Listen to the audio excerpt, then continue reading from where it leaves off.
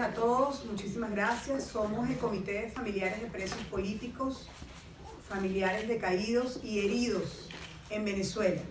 Somos un comité que somos un fuerte, trabajamos juntos todas las semanas, nos preparamos cada día más para luchar por la libertad, por la justicia, porque en Venezuela más nunca se violen los derechos humanos como hemos vivido en estos últimos años.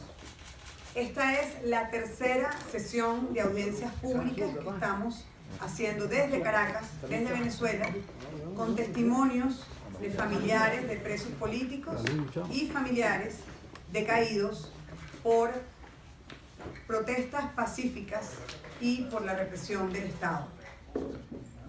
Queremos comenzar esta tercera sesión enseñando esta lista. Una lista que nos hace luchar todos los días. Esta es la lista de los asesinados en el año 2014 y en el año 2017, la mayoría de ellos jóvenes, muchachos, estudiantes, que salieron a protestar porque querían un mejor país, como muchos de nosotros lo hicimos durante 4 meses este año 2017 y como lo hicimos en el año 2014. Esta lista que enseño representa a los asesinados en el año 2014 y en el año 2017, asesinados con tiros en la cabeza. Es una lista que vamos a leer hoy uno a uno. Vamos a indicar exactamente quién le disparó y vamos a enviar ese video narrando quién es cada uno de los muchachos, quién le disparó en la cabeza, porque son asesinatos que hemos vivido en nuestro país. Año 2014, año 2017.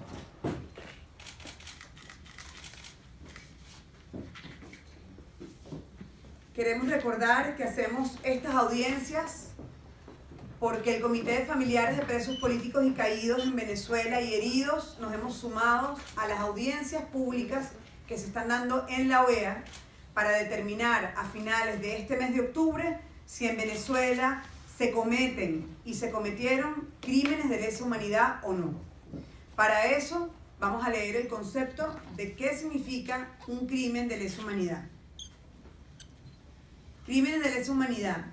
Cualquiera de los actos que se cometa por parte de un ataque generalizado o sistemático contra una población civil y con conocimiento de dicho ataque.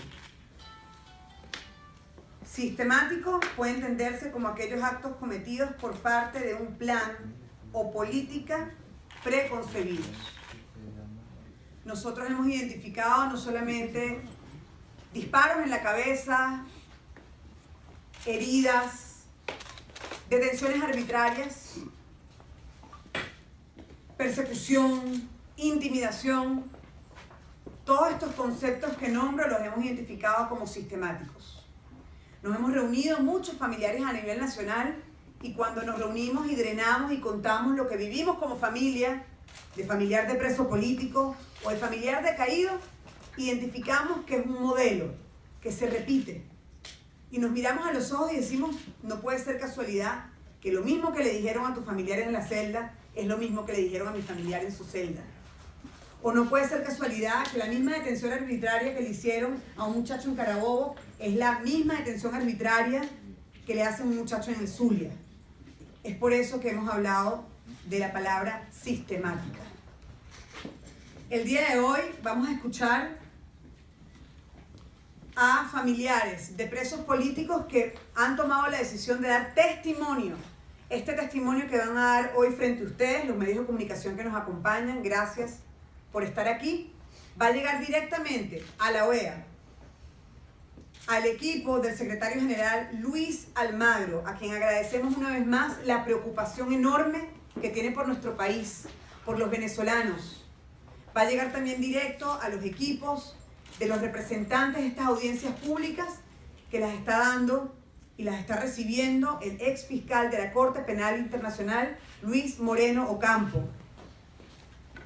Y como decimos, nos fortalecemos todos los días denunciando, porque es una lucha moral, es una lucha espiritual, es una lucha por nuestras familias, y que es muy duro lo que vivimos, pero no queremos que más gente lo viva. Queremos que paren estas violaciones a nuestros derechos humanos, a los derechos humanos de nuestros seres queridos, de nuestras familias y de nuestro país. Hoy escucharemos el testimonio de Cecilia de Souza. Ella es hermana del preso político Juan Miguel de Souza. También escucharemos el testimonio de la hermana del sargento Rubén Augusto Bermúdez, preso político. Ella es Odalis Bermúdez. Escucharemos a la madre del preso político John Goycochea. Ella es Luz Lara. Escucharemos a la madre de Neomar Lander, asesinado en el año 2017 en protestas pacíficas. Ella es Suheimar Armas. Nos acompaña el abogado y profesor Fernando Fernández. Gracias, profesor, por acompañarnos. Siempre nos acompaña un abogado especialista en esta materia, como son los crímenes de lesa humanidad, que hay que determinar dónde están, cómo son, para que más nunca pasen en nuestro país. Vamos a comenzar con el testimonio de Cecilia de Souza, hermana del preso político Juan Miguel de Souza.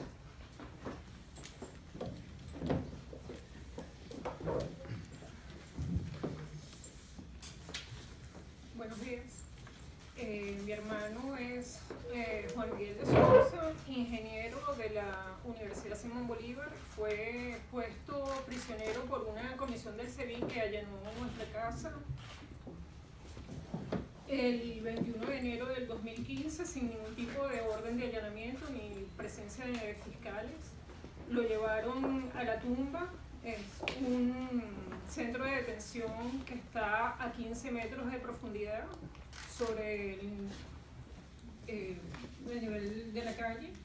Estuvo 2 años allí, prácticamente sin recibir luz solar, solamente salía a la superficie 15 minutos a la semana.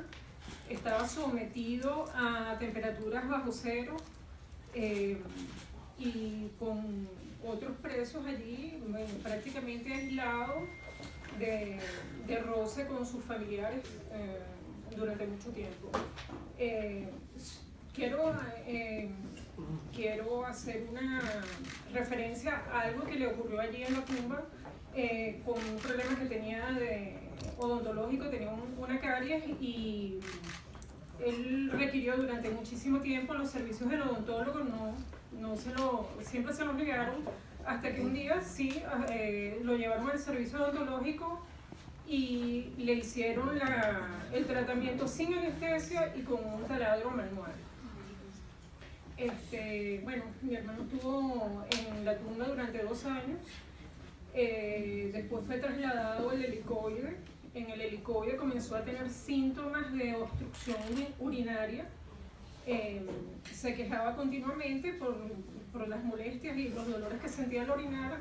Las autoridades del SEBIN hicieron caso omiso a sus solicitudes hasta que un día, no podía orinar y lo llevaron de emergencia al servicio de salud de ahí, del SEBIN, donde el urólogo le hizo un tacto y determinó que tenía una sospecha altísima de cáncer y sugirió el mismo urólogo del SEBIN que tenían que hacerle una biopsia de emergencia, y fue 45 días después cuando sus abogados de Fundesi, la doctora Eleni Rodríguez y el doctor Joel García, presionaron ante la Fiscalía de Derechos Fundamentales y la Defensoría. Incluso mi hermano tuvo que hacer una huelga de hambre para que le hicieran la biopsia que en definitiva resultó en cáncer. Mi hermano tiene cáncer de próstata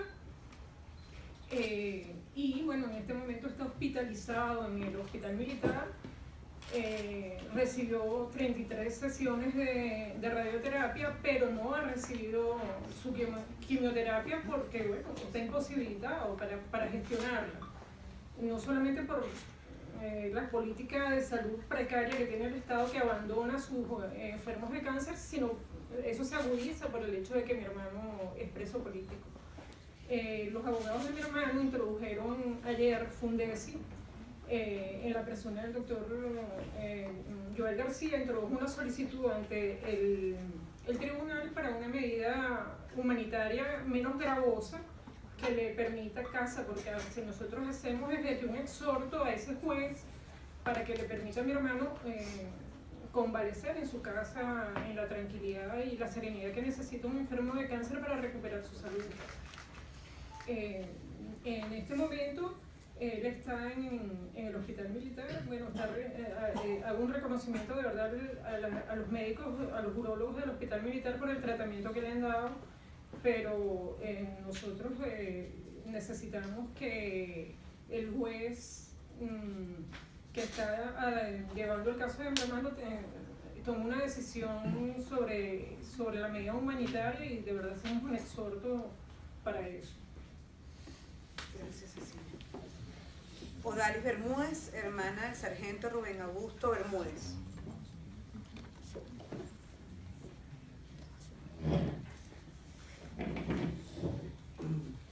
Bueno, soy la hermana del sargento primero Rubén Bermúdez.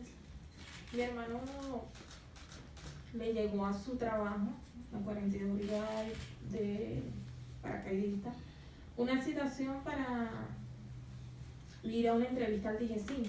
Eso le llegó el 18 de enero de este año. Él fue a su entrevista. En esa entrevista le incomunicaron durante 5 días. No supimos nada de él. Me enteré que él estaba detenido en DGCIN Boleíta por una persona que me hizo el comentario que él estaba detenido allá. Llegamos a Boleíta y ahí no me daban información de él. Tuvieron 3 días así. Luego, cuando decidimos poner la denuncia por los medios porque no sabíamos nada de ello, él llama y dice que él está bien, que ya lo soltaron. Cuando yo vuelvo a marcar el número donde él llamó para preguntar si lo íbamos a buscar o no para llevarlo a su casa, la persona que contestó me dice que lo vuelven a llevar al tribunal, pero acá en Maracay, que supuestamente tenían una orden de detención. Fuimos al tribunal, allí no nos daban información de ellos. Ya tenía 5 días detenido en DGCIN, sin aseo personal, sin pasarle su comida, encerrado, no se comunicaba con ninguno de sus familiares. Por lo menos DGCIN, el de Maracay, le pasó sus útiles personales para que se asearan. El 25 de enero es que deciden presentarlo al tribunal. No nos decían la causa por la que lo estaban presentando, hasta que por fin se dignaron a darnos información como tal de lo que estaba pasando. A él lo llevan a Ramo Verde, le dictan sitio de reclusión Ramo Verde.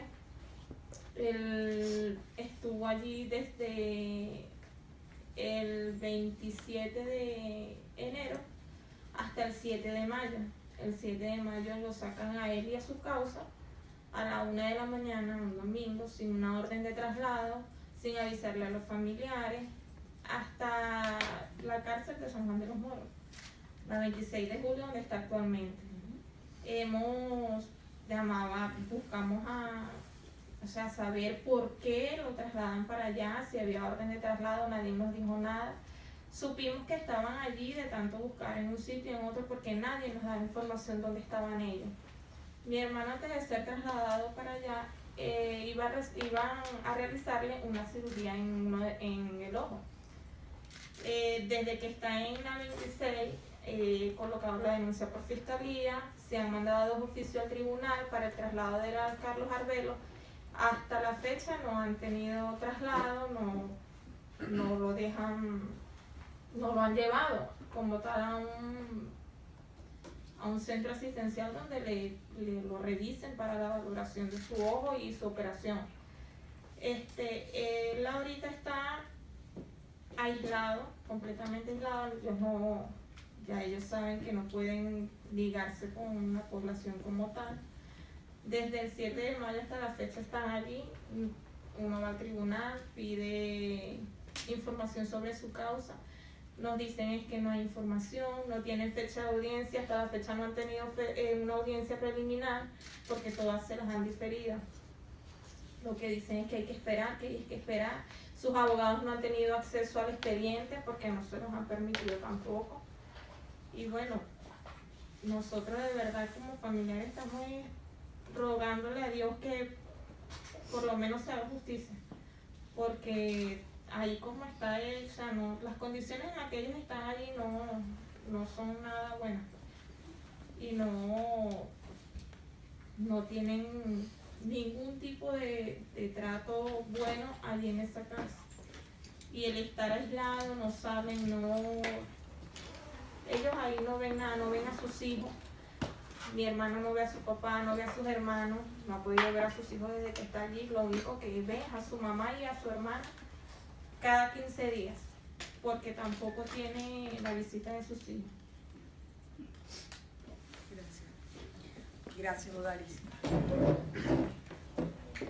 Luz Lara, madre de John Goycochea, preso político.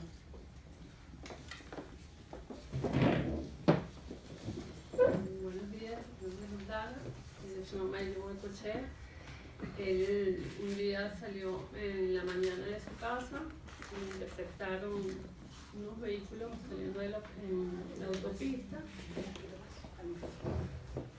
Aproximadamente 10 vehículos, unas personas encapuchadas salieron, lo detuvieron su vehículo, le pusieron una bolsa en la cabeza y lo metieron y se lo llevaron preso. Nosotros estuvimos 56 horas aproximadamente sin saber de él, ni siquiera si estaba vivo, porque nadie nos informó de su detención.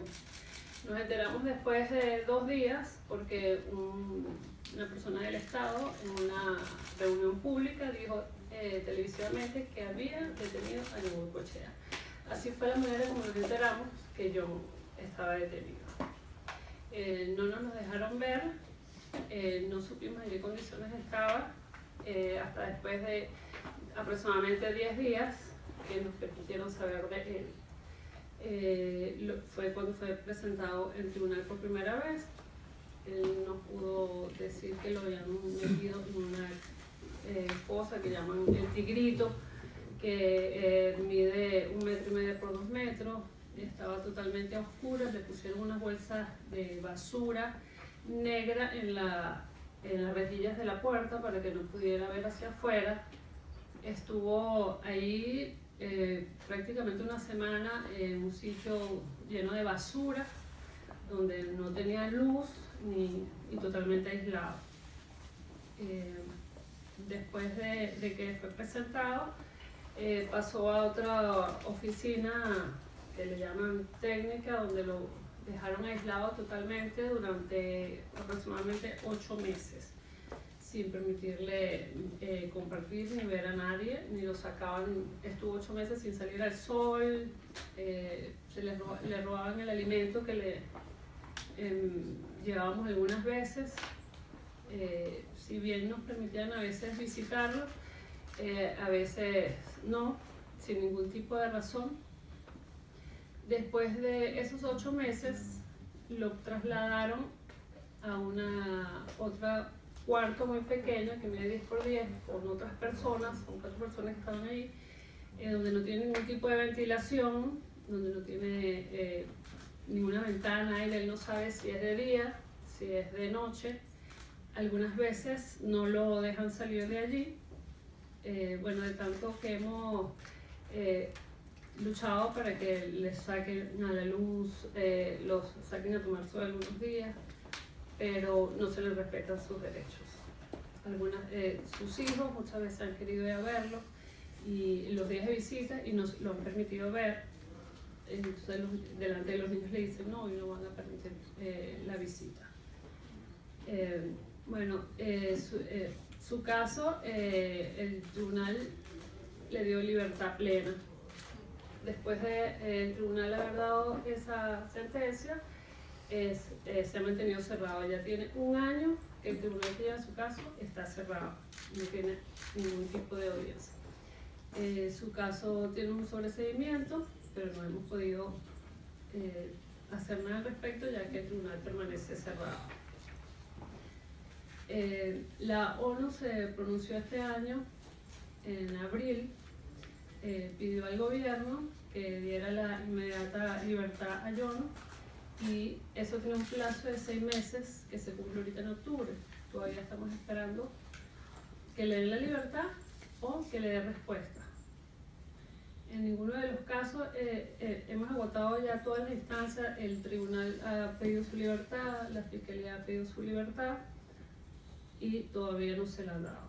Estamos esperando. Entonces, la familia vive una constante agonía, miedo, porque si los entes encargados de pedir su liberación ya han dado esa orden y el gobierno o el bien civil que lo tiene detenido no hace caso omiso de estas órdenes, entonces ¿quién nos garantiza?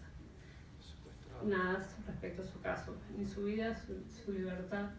La verdad que es muy injusto. Es un muchacho que lleva ya 10 años de lucha, es un muchacho que ha trabajado en pro de Venezuela, de que se le respeten los derechos a todos los venezolanos. Ha sido un muchacho que solo ha luchado por el beneficio de nuestro país. Y bueno, no nos agotaremos ni nos cansaremos en la lucha por su libertad. La familia está completamente enfocada en lograr su libertad, para que puedan sus hijos gozar de la compañía de su padre, crecer con su padre, ya que es totalmente injusta su detención y no ha cometido ningún delito. John es completamente inocente. Pedimos su libertad. Gracias, Luz. Suleimar Armas, madre de Neomar Lander.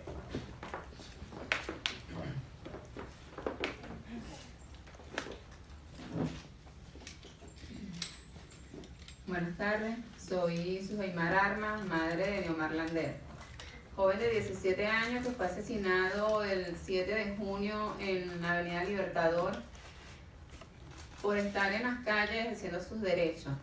Neomar salía conmigo, nunca subió solo a una marcha. Él subió un día conmigo, me dijo, mamá, yo puedo ir contigo a las marchas. Yo le dije que sí, y a partir de ese día siguió subiendo siempre conmigo. Por el simple hecho de querer una mejor vida o una mejor calidad de vida. El 7 de junio nosotros llegamos a Altamira por la convocación de la marcha y llegamos al sitio. En lo que arrancó la marcha, íbamos todos caminando normal como siempre. Al llegar a Chacaíto comenzó la represión por la Policía Nacional Bolivariana y la Guardia Nacional Bolivariana también. Todos empezamos a retroceder, a correr, a gritar.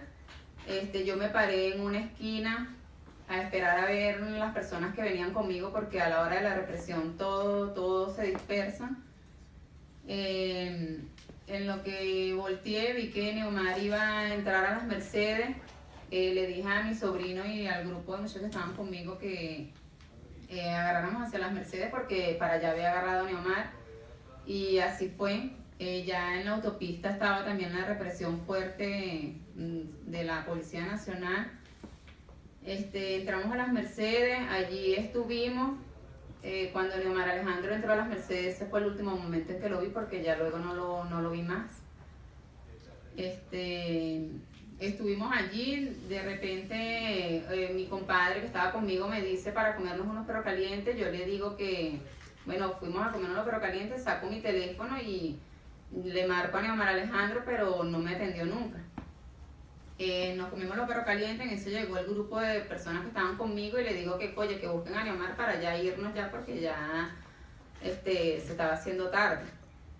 Y ellos comenzaron a decirme que no lo habían visto ahí en la autopista, que no lo habían visto en donde estaba el enfrentamiento contra los funcionarios.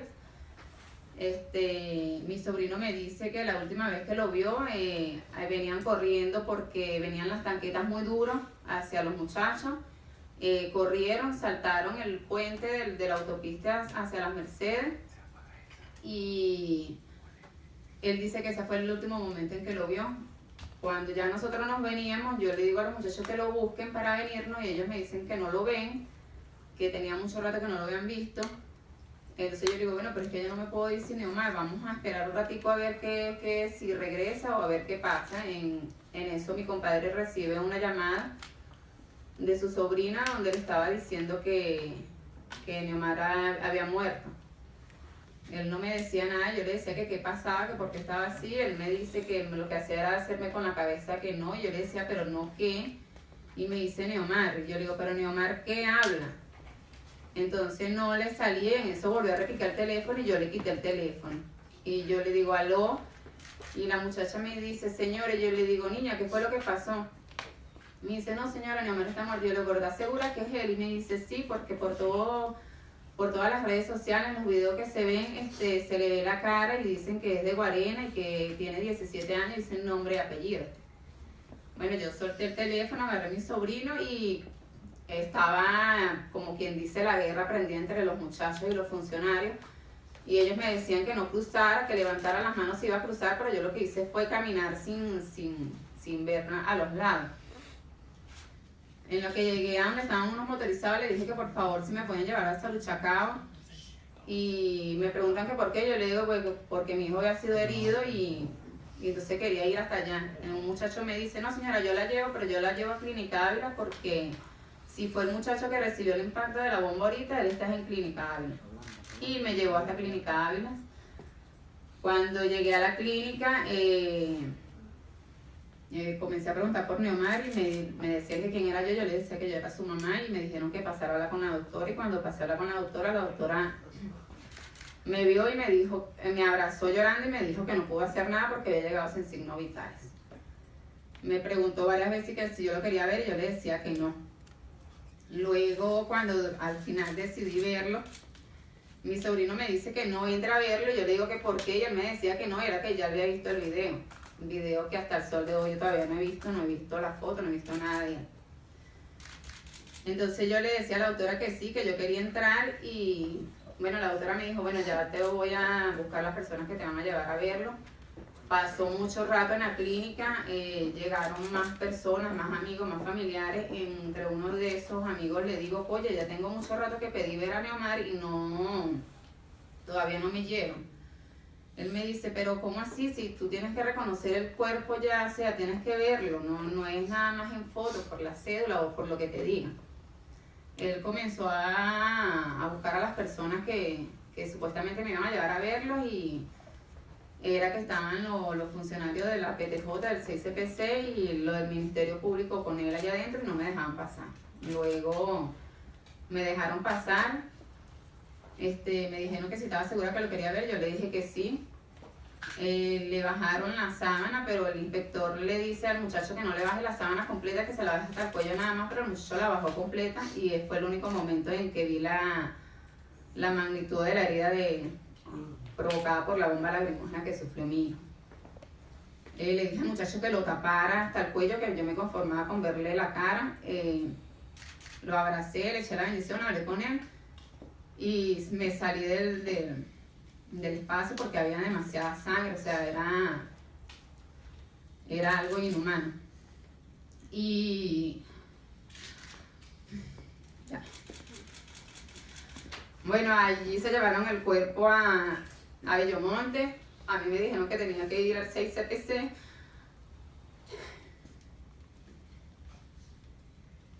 En el 6CPC me pidieron declaraciones. Allí me tuvieron aproximadamente como de las 7 de la noche hasta las 1 de la mañana. Yo le decía al muchacho que por qué tenía tanto tiempo allí, que yo quería estar con mi familia, que quería estar con mi hija y con mi esposa, y entonces él me decía que tenía que esperar, que eso era un procedimiento. Me preguntaron que con quién subía Neomar, yo le dije que él subía conmigo, nunca subió solo una marcha. Me preguntaron que llevaba él en el morral, yo le dije que él en su morral siempre cargaba era el casco, el guante, camisa para cambiarse, la franela por su franela, ¿no? Me preguntaron que por qué llevaba casco y yo le dije que no era la única persona que llevaba casco, porque casco llevábamos todo, porque eso era cuestión de cuidarnos nosotros mismos, de protegernos. Que el agua, la máscara y eso, yo le dije, pero es que te lo estoy repitiendo y te lo vuelvo a decir, es para la protección de cada persona que está allí, porque así tú no estés en las protestas, igualito tú tienes que cubrirte porque te ahogas del gas que a diario se vive aquí en la ciudad. Total que me volví a preguntar lo mismo y allí me tuvo. Yo le dije que por qué, que yo necesitaba irme y no me dejaban irme hasta que a la final recibieron una llamada y se volvieron como locos todos, mandando las fotos de Neomar y mandando la autopsia porque lo estaban solicitando de presidencia. Hasta ese momento fue que me dijeron que ya yo me podía retirar. Y bueno, en cuanto a la parte legal, la fiscal dijo que no nos iban a molestar mientras estuviera el sepelio de Neomar, que cuando nosotros nos sintiéramos bien que fuéramos al Ministerio Público. Nosotros enterramos a Neomar el sábado y el lunes fuimos al Ministerio Público, levantamos la denuncia, llamaron testigos o fueron testigos yo colaboré en buscar los testigos. Tienen pruebas, porque también se consiguieron varias pruebas que ellos me solicitaron. Ya Neomar Alejandro va para 4 meses y por la parte legal de verdad que no he visto ningún tipo de resultado. Los fiscales sí han hecho su trabajo, pero no he visto ningún tipo de resultado como tal. Ellos dicen que son las pruebas, que faltan las pruebas químicas de pólvora y todo eso para determinar qué fue lo que lo mató, ya que el gobierno se ha encargado de decir que él mismo provocó su muerte porque ellos dicen que fue un mortero que él estaba manipulando. Entonces faltan las pruebas de pólvora.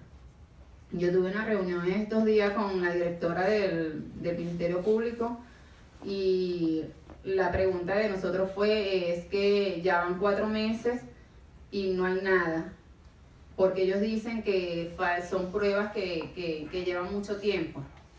Pero ¿dónde queda la investigación del cuerpo policial que estaba allí? Ellos no necesitan ningún tipo de prueba, ellos simplemente necesitan ser llamados a declarar y yo creo que eso todavía no lo han hecho. Ellos dicen que la culpa de la muerte de Neomar es del mismo.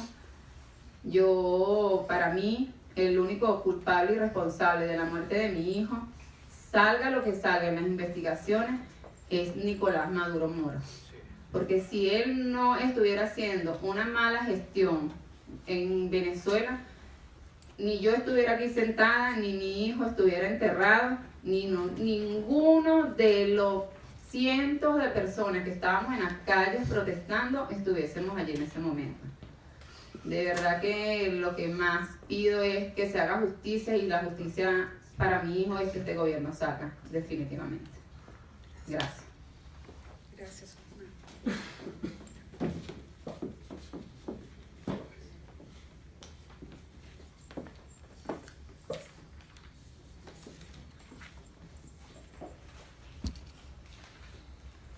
Gracias a Cecilia de Sousa, a Odalis Bermúdez, a Luz Lara, a Sudeimar Armas por sus testimonios tan valientes, tan fuertes, tan firmes.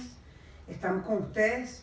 Todos los familiares de presos políticos y de caídos a nivel nacional, las abrazamos, les respaldamos.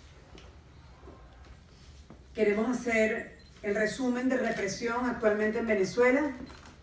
Según la ONG Justicia, Encuentro y Perdón, son 128 los fallecidos producto de la represión sistemática de las Fuerzas Armadas y de colectivos que actúan bajo órdenes del régimen. Según Foro Penal Venezolano, hay 487 presos políticos, constantemente sometidos a tratos inhumanos y degradantes. En una palabra, tortura. Tamara Sujú, abogada venezolana, presentó el sábado 14 de septiembre del 2017 ante la OEA 289 casos de víctimas directas de torturas de cuerpos de seguridad del régimen.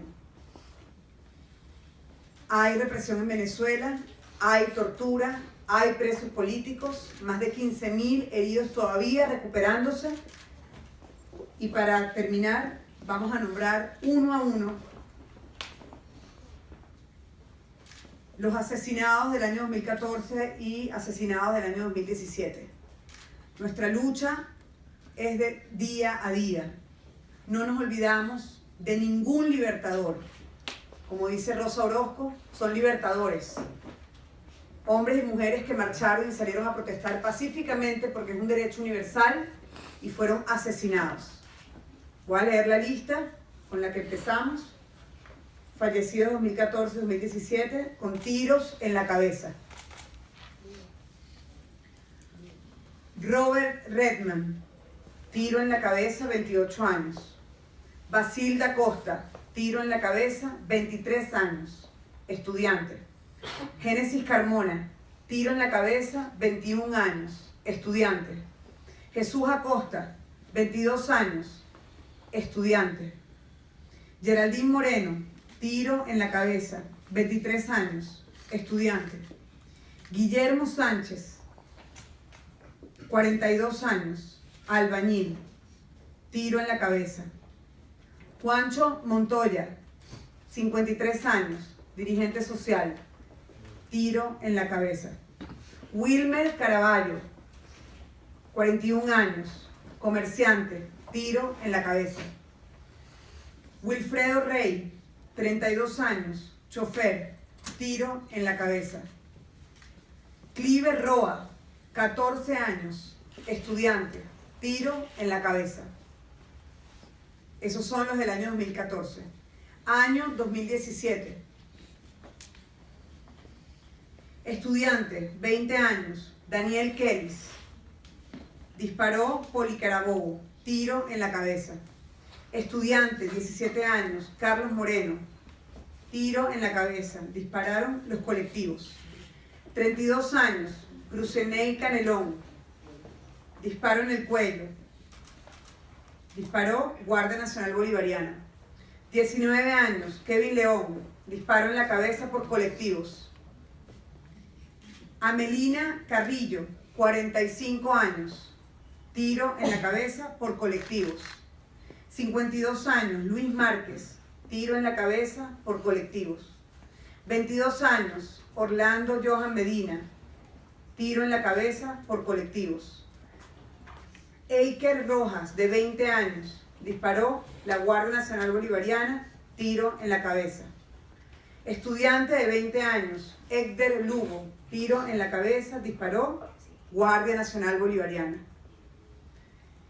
Armando Cañizales, 18 años, estudiante. Disparó metra en el cuello, Guardia Nacional Bolivariana. Anderson Dugarte, 31 años. Dispararon los colectivos, tiro en la cabeza. Jason Mora, de 17 años, estudiante.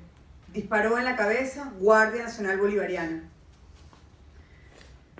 Manuel Castellanos, 46 años. Le dispararon en la cabeza la Guardia Nacional Bolivariana. John Quintero, disparo en la cabeza por colectivos. Augusto Pugas, 22 años, disparo en la cabeza por Poli Bolívar. José Gregorio Pérez Pérez, disparo en la cabeza por colectivos, 20 años. Nelson Arévalo, de 22 años, disparo en la cabeza por colectivos. Jonathan Sabaté, disparo en la cabeza por colectivos, 25 años. Isael Mecadán, 18 años, disparo en la cabeza, civil identificado. 24 años, Roberto Durán, disparo en la cabeza por colectivos. Alfredo Figueroa, 19 años, disparo en la cabeza por colectivos. Ramsés Martínez, de 20 años, disparo en la cabeza por colectivos. Janet Angulo, de 55 años, disparo en la cabeza por la Guardia Nacional Bolivariana. Jimber Terán, disparo en la cabeza por colectivos, de 16 años. José Gustavo Leal, de 18 años, disparo en la cabeza por efectivos del Plan República. Eduardo Orozco, disparo en la cabeza, de 19 años, disparo por del CONAS. Y Luis Guillermo Espinosa, de 16 años, disparo en la cabeza por la Guardia Nacional Bolivariana. En esta lista están quienes dispararon, está la fecha en la que fueron asesinados. Justicia para los caídos, héroes de la democracia, libertadores. No descansaremos hasta lograr la libertad de todos los presos políticos y hasta lograr la justicia de cada una de estas familias que han perdido sus seres queridos. La lucha de un preso político es la lucha por todos los presos políticos. Mucha fuerza, mucha fe. Seguimos con estas audiencias públicas para la OEA. El próximo martes se dará la 4ª audiencia. Muchísimas gracias.